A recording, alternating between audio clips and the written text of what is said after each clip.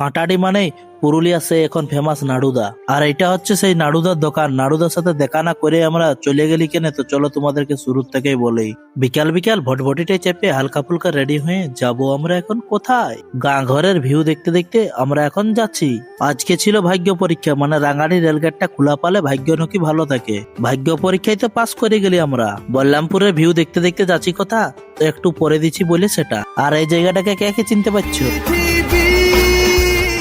আর এটা হচ্ছে বেড়াদা শিব মন্দির, আশা করি সবাই জানো। হর হর মহাদেব। আর এটা হচ্ছে সেই নাড়ুদার দোকান, ফেমাস রাজা সুইটস। কিন্তু আমরা না দেখা করে চলে গেলি, এটার পেছনে একটা বড় রহস্য আছে, তো চলো একটু পরে বলছি।